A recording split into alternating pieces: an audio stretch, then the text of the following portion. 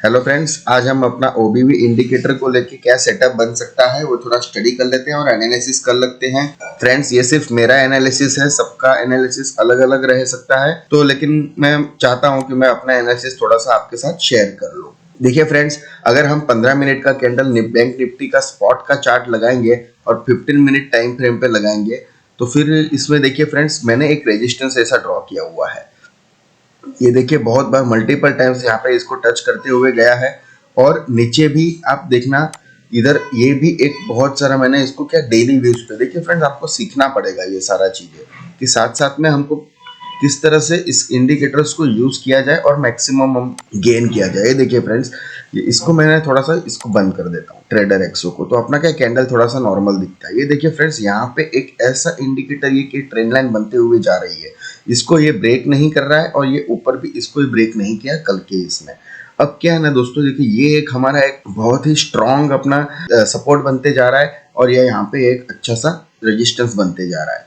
अब देखिए फ्रेंड्स, इसी को मैं 15 मिनट टाइम फ्रेम पे लेता हूं, तो इधर हमारा ये स्ट्रॉन्ग रेजिस्टेंस यहाँ पे है 200 EMA यहाँ पे क्लोज हो रहा है। अभी देखिए फ्रेंड्स, अगर हमने यहाँ पे इसको ऑन कर दिया तो मेरा जो क्या था ना, कल के जो केस में, कल जो मार्केट अपना 12 तारीख को यहाँ पे ओपन हुआ डाउन साइड में और आपका ट्रेड इसका हाई, यहाँ पे आपका बुल सिग्नल बना हुआ है। तो दोस्तों ये देखिए, बुल सिग्नल का जो हाई है वो है अपना 763, लेकिन ये हाई अभी तक कभी टूटा ही नहीं। कल ये हाई टूटा ही नहीं, तो हमारे में से किसी के भी बुल सेट की पोजीशन तो होनी ही नहीं चाहिए। अगर यहाँ पे पहले कभी होती, वो यहाँ पे आपका एग्जिट हो चुका होता। तो कल के डेट में किसी के भी पोर्टफोलियो में बुल की सेट की पोजीशन नहीं होनी चाहिए। अब हमें आगे कैसे ट्रेड करना है, तो आगे ऐसा रहेगा फ्रेंड्स। ये देखिए, ये एक रेजिस्टेंस जो मैंने आपको बताया है दोस्तों, अगर मार्केट यहीं कहीं आसपास फ्लैट ओपन हुआ ना और मेरा ये जो सिग्नल अपना बुल सेट का तोड़ा, देखिए ओबीवी भी ग्रीन है और इसका भी ऊपर ही है, अगर ये टूटा तो फिर आपका फ्लैट ओपन होना चाहिए। लेकिन दोस्तों, फ्लैट अगर ओपन हुआ और अगर ये हाई लेवल टूटता है ना, तो आप रिस्क ले सकते हो, आप बिल्कुल इसमें बाय साइड में अपन जा सकते हैं। लेकिन आपको स्ट्रिक्टली जैसा आपका बियर सिग्नल बनता है, जितने भी बनेगा, हो सकता है कि मार्केट यहाँ पे जाए, टूट जाए, फिर वापस रिटर्न आए और आपका फिर से बियर सिग्नल बन जाए यहाँ पे कहीं पे इधर, तो आपको एग्जिट भी हो जाना पड़ेगा। आपको इतना कैपेसिटी, रिस्क कैपेसिटी रख के ना आपको काम करना होगा दोस्तों।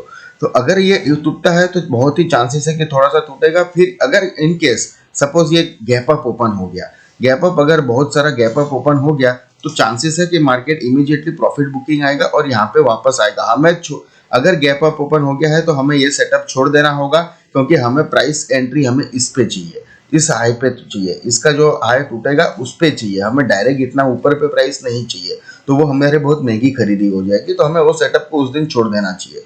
अगर ये गैप अप ओपन होता है, आप वेट करिए कि यहाँ पे इस प्राइस पे आता है। अगर ये इस प्राइस पे आता है और हमारा बियर बुल सिग्नल ही बना रहता है, तो फिर आप इमीडिएटली उसको बाय कर सकते हैं, फिर वो वापस रिवर्स जा सकता है दोस्तों। लेकिन विथ स्ट्रिक्ट स्टॉप लॉस, जैसे भी जब भी जहां पे भी बियर सिग्नल मिलेगा आपको एग्जिट हो जाना है। सपोज वो गैप डाउन ओपन हो गया यहाँ कहीं, देखिए दोस्तों, यहाँ से लेके इधर तक अगर ओपन होता है ना, यहाँ एरिया से इस एरिया में अगर ओपन होता है तो वो फ्लैट माना जाएगा और ऊपर साइड जा सकता है अभी। और रेजिस्टेंस लेके ने फिर से नीचे भी आएगा, तो फिर आपको इमीडिएटली बियर सिग्नल मिल जाएगा। अगर ये बियर सिग्नल मिला और मूविंग एवरेज के ऊपर ही प्राइस रहता है, तो फिर हमको कोई ट्रेड करना नहीं है, क्योंकि हमको मूविंग एवरेज के नीचे हमको बियर प्राइस एक्शन होना चाहिए था उस समय। तो मूविंग एवरेज के नीचे अगर होता है बियर सिग्नल, तो हम फिर उसका लो तोड़ के ना हम एग्जिट कर सकते हैं, लेकिन आपको एंट्री कर सकते हैं, सॉरी। लेकिन आपका देखना होगा कि यहाँ पे ये एक रेजिस्टेंस बनते, सपोर्ट बनते जा रहा है दोस्तों। तो फिर आप यहाँ पे अगर आपका एंट्री बनता है, तो आपको ये काफी कुछ, मतलब कितना पॉइंट्स का है, 43,300 और ये है 43,000, करीब करीब 200-250 पॉइंट का आपको यहाँ पे देखना होगा कि वापस यहाँ से पुल बैक दे सकता है। तो आपको अगर लग रहा है कि अगर यहाँ पे कहीं पे एग्जैक्टली आपको ईएमए के नजदीक मिल गया है, तो फिर हो सकता है कि मार्केट यहाँ तक का आने का चांसेस है और यहाँ से आप प्रॉफिट बुकिंग थोड़ा सा लेकिन आप फिर या तो ट्रेड में बने भी रह सकते हो जब तक अगला सिग्नल नहीं मिले। अपनी स्ट्रेटेजी तो वही कहती है, लेकिन जैसे कोई बिगनर्स होते हैं ना दोस्तों, उनके लिए 200 पॉइंट भी बहुत सारा अच्छा ज्यादा है। अगर कोई किसी को डर लगता है तो इस टाइप का आप ट्रेड कर सकते हो। ये सपोर्ट रेजिस्टेंस मैंने आपको बना के दे दिया है। अब दोस्तों हम 5 मिनट के भी टाइम फ्रेम पे देख लेते हैं कि इसको कैसे हुआ। 5 मिनट के टाइम फ्रेम पे अगर हम देखेंगे फ्रेंड्स, यहाँ पे है बुल सिग्नल। बुल सिग्नल की पोजीशन तो किसी की हो नहीं सकती थी। अगर इन केस किसी ने यहाँ पे ये बियर सिग्नल बना था और यहाँ पे देखिए दोस्तों सिर्फ 4 पॉइंट का आपको ये लो टूटा है, हो सकता है किसी ने इस स्ट्रेटेजी पे एंट्री कर लिया हो। देखो दोस्तों इसमें कैसा होता है ना कि आपको थोड़ा सा प्राइस एक्शन थोड़ा सा जानना जरूरी है। इसीलिए मैंने कल का ये जो सेटअप बना ना, इसलिए मैंने ये वीडियो बनाने का सोचा था। क्या है ना, देखिए दोस्तों यहाँ पे आप देख रहे हैं कि ये कैंडल का लो इतना बना, आपको आगे एक और बीच में यहाँ पे इतना सपोर्ट दिख रहा है, तो आप क्यों ना ये 10-15 पॉइंट और रुक जाते। यहाँ पे आपका 3-4 पॉइंट का तो आपको ये लो टूट गया और फिर मार्केट रिटर्न गया।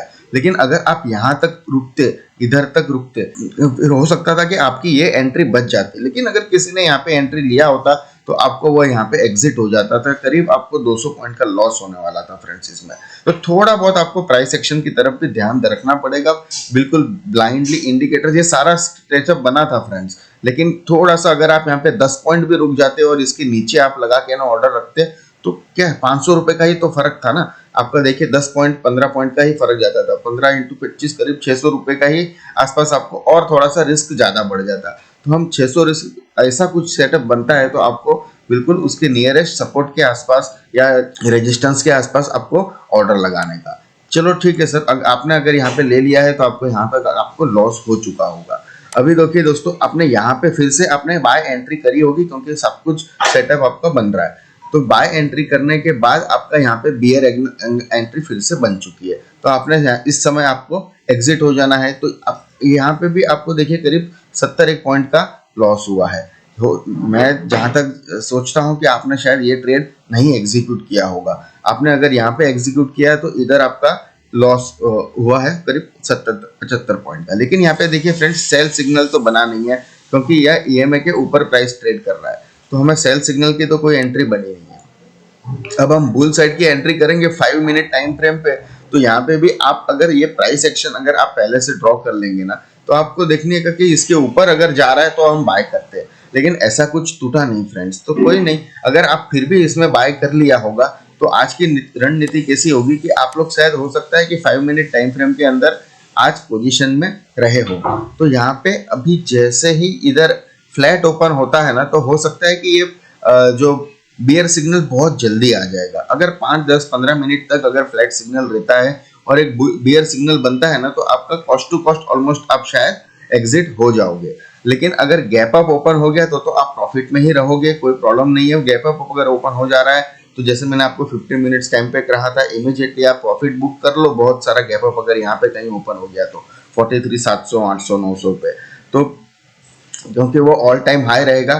तो और हो सकता है कि मार्केट यहाँ पे रिटर्न आए और फिर से बाउंस बैक देगा, पुल बैक देगा। और अगर फ्लैट ओपन हुआ है तो कोई इशू है ही नहीं, आपको ये बहुत जल्दी बियर सिग्नल दे देगा और एग्जिट करा देगा।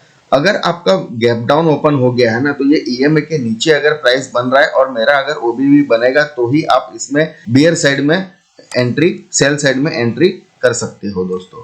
तो आपका बहुत ही अच्छा टारगेट अगर यहाँ पे मिल सकता है। पहला टारगेट आपको यहाँ तक आ सकता है 43,365 तक, 365 तक आएगा, और उसके बाद 43,030 तक आ सकता है।